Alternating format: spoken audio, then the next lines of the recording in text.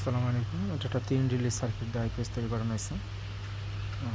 এটা ওয়ারিংয়ের বিস্তারিত বলবো, এটা আপনাদের সহজ হবে বুঝতে। আইপিএস তৈরি করতে খুবই সহজ, জাস্ট একটা ট্রান্সফর্মার আর দুটা সার্কিট হলে হয়। সার্কিটের ওয়ারিংগুলো আপনাদেরকে এখন সহজ করে বুঝিয়ে বলবো।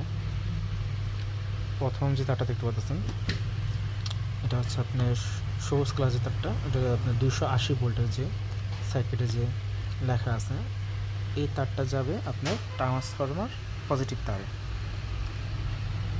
তারপর আপনার দ্বিতীয় যে এসি ইন যেটা আপনার লাল তার, দ্বিতীয় নাম্বার, এটা যাবে সরাসরি ফিউজ হয়ে ইনপুটে, যেটা আপনি কারেন্টে চার্জ হবে, ঠিক আছে, যেটা কারেন্টে ট্রান্সফার মানে সার্কিট থেকে লাইন পাবে, এটা আপনি একটা ফিউজ হবে। ফিউজ থেকে যে লাল তারটা দেখতে পাচ্ছেন,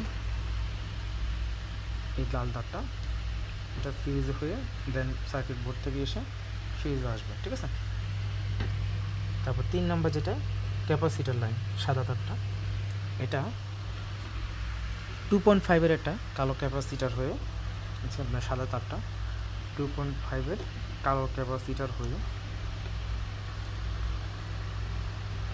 কালো ক্যাপাসিটার হয়ে দেন আপনার নেগেটিভ তারের সাথে জয়েন্ট হবে। তারপর নেগেটিভ তারে আপনার এখানে 3টা লাইন দেওয়া আছে, এটাও বিস্তারিত বলবো। তারপর ক্যাপাসিটারের সাথে আপনার চলে গেল চতুর্থ লাইন, যেটা লোড, যেটা আপনি আউটপুট আসবে আর কি, লোড যেটা যাবে, এইটা আপনার 4 নম্বর লাইনটা নীলতাল হয়ে আপনি ফিউজ হয়ে আসবে, ফিউজে যাবে, দেন ফিউজে আউটপুট এসে আপনি সকেটের সাথে লাগবে।